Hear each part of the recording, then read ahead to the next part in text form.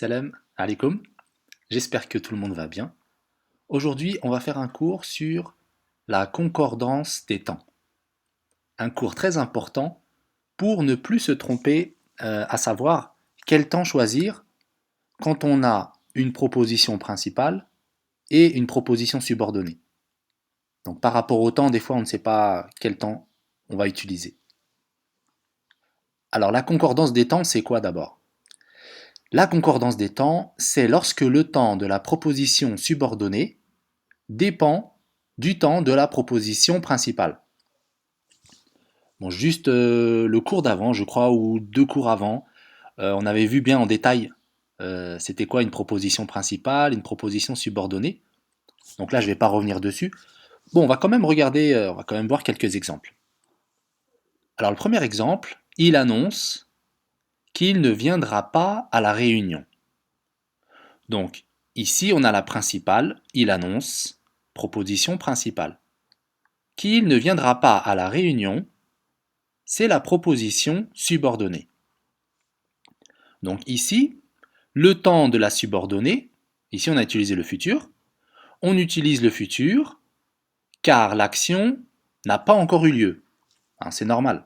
Quand on utilise le futur, pourquoi on utilise le futur? Pour une action qui n'a pas encore eu lieu. Donc ici, on a le présent, il annonce. Alors qu'est-ce qu'il annonce? Il annonce qu'il ne viendra pas à la réunion. On a utilisé le futur parce que il n'est pas encore venu à la réunion. Il a juste dit. Il a dit, voilà, il a dit je ne viendrai pas à la réunion. Au futur. Ça, c'est la première chose. On a utilisé ici le temps par rapport au sens. Par rapport au sens de la subordonnée. Maintenant, on va voir un deuxième exemple. Il a annoncé qu'il ne viendrait pas à la réunion. Donc ici, pareil, on a la proposition principale et ici, on a la proposition subordonnée. Alors cette fois-ci, qu'est-ce qu'on a utilisé ici? Ici, on a utilisé le conditionnel présent. Donc là, le temps de la subordonnée est au conditionnel présent, même si l'action n'a pas eu lieu. Vous voyez ici, qu'il ne viendrait pas, l'action n'a pas eu lieu. Alors normalement, on aurait dû utiliser le futur, comme la phrase d'avant. Alors pourquoi on n'utilise pas le futur? Là, on n'a pas utilisé le futur, on a utilisé le conditionnel parce que la proposition principale ici, elle est au passé. Ici, elle est au passé composé.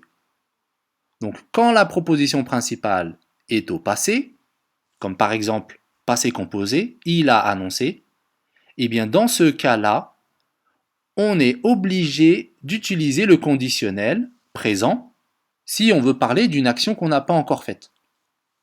On ne peut pas utiliser le futur. On ne peut pas dire « il a annoncé qu'il ne viendra pas à la réunion ». C'est pas correct. Quand la proposition principale elle est au passé, pour exprimer une action qu'on n'a pas encore faite, on utilise le conditionnel. Et là, vous voyez, là, dans ce cas-là, on a la concordance des temps. C'est ce qu'on appelle ici la concordance des temps. Parce que la principale, elle est au passé, donc la subordonnée, si je veux exprimer quelque chose que je n'ai pas encore fait, hein, bien sûr, on va utiliser le conditionnel. Là, c'est plus par rapport au sens de l'action. C'est plus par rapport à je ne l'ai pas c'est dans le futur, donc je vais utiliser le futur. Ça marche quand la principale elle est au présent. Mais quand elle est au passé, là on est dans la concordance des temps. On va voir d'autres exemples. Donc on a plusieurs propositions. Donc on a la proposition subordonnée complétive. Alors ici voilà, on va voir plein d'exemples pour bien comprendre. Et à la fin du cours, on va regarder aussi la ligne du temps pour bien repérer un petit peu les temps, quel temps on va utiliser par rapport au temps de la principale, si la principale est au présent ou au passé, etc. Bon, pour l'instant, on va revoir un petit peu les exemples. Alors, quand le temps de la principale est au passé, le temps de la subordonnée dépend de comment se situe l'action. Hein, c'est ce qu'on vient de dire. Quand ici, la principale, ici, elle est au passé, donc là, on va être obligé d'utiliser la concordance des temps. Si l'action se passe avant, ici, on reste toujours dans le passé, hein, la principale, elle est au passé. Il a annoncé, il a annoncé, il a annoncé. Maintenant, ici, la subordonnée, elle va dépendre de l'action. Est-ce que l'action, elle est déjà faite? Est-ce que c'est une action qui est passée? Est-ce que c'est une action qu'on fait en même temps? Ou bien, est-ce que c'est une action future?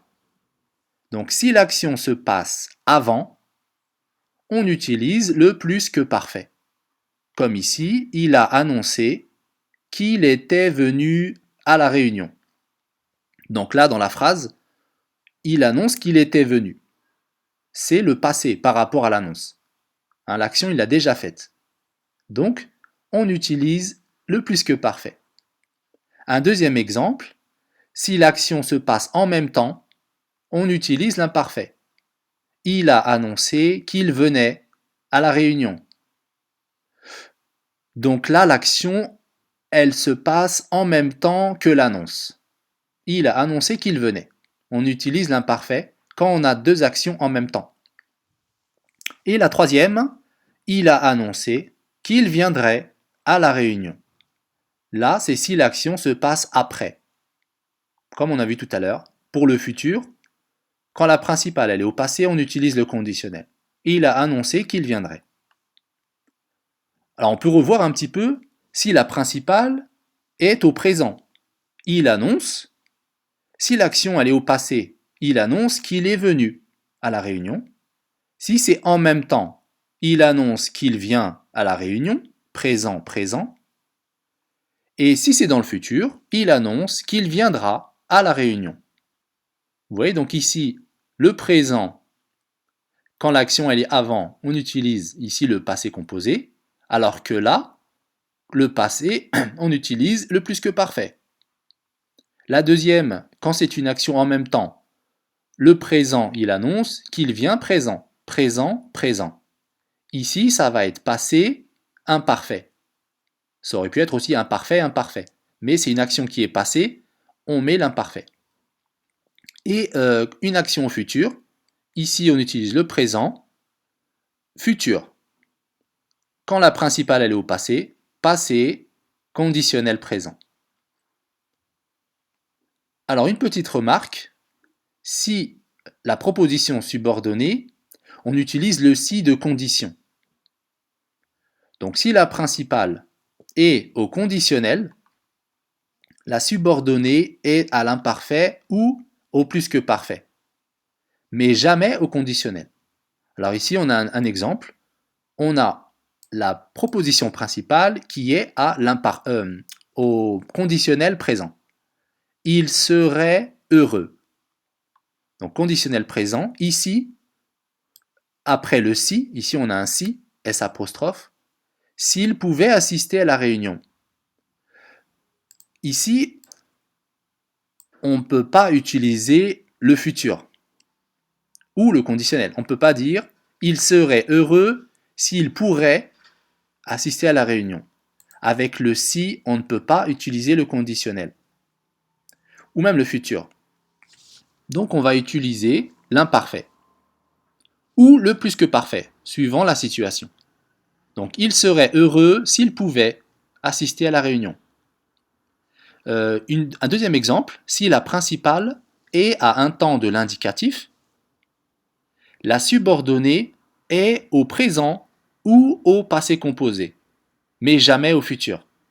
Donc là, cette fois-ci, ici, on a la principale qui est au futur. Il sera heureux s'il peut assister à la réunion. On ne va pas dire il sera heureux s'il pourra assister à la réunion. Vous voyez, ça ne marche pas. Avec le si ici, on ne peut pas utiliser le futur ni le conditionnel. Là, ici, c'est pareil. On n'utilise ni le futur ni le conditionnel. Alors, pour résumer, le temps du verbe de la subordonnée dépend du temps du verbe de la principale. Donc la subordonnée ici, elle va dépendre du temps de la principale. Donc c'est ce qu'on appelle la concordance des temps. ou bien de l'ordre des actions. Est-ce que l'action elle est passée? Est-ce qu'elle est future? Est-ce que c'est une action simultanée? Est-ce que c'est en même temps? Alors pour terminer, on va voir la ligne du temps. Donc j'ai mis quelques temps, j'ai pas mis tous les temps de la conjugaison, j'ai juste mis quelques temps pour avoir quelques exemples. Par exemple, on va commencer par le présent. Alors si la principale, la proposition subordonnée principale, elle est au présent. Donc si elle est au présent, si je veux exprimer dans la subordonnée, si je veux exprimer dans la subordonnée une action qui se passe en même temps, j'utilise le présent. Par contre, si je veux exprimer une action dans le futur, une action que je n'ai pas encore faite, donc si la principale elle est au présent, je vais devant ici, j'utilise le futur. Et si c'est une action passée, à ce moment-là, je vais utiliser l'imparfait ou le passé composé ou le plus que parfait. Voilà, je vais utiliser les temps du passé. Par contre, si la principale, elle est au passé déjà, ici, si la principale, elle est au passé, par exemple, elle est à l'imparfait, ou bien la principale est au passé composé. Admettons qu'on ait ces deux cas de figure. Eh bien, si je veux exprimer une action dans le futur, je ne vais pas aller ici, je ne vais pas aller au futur, je vais aller au conditionnel.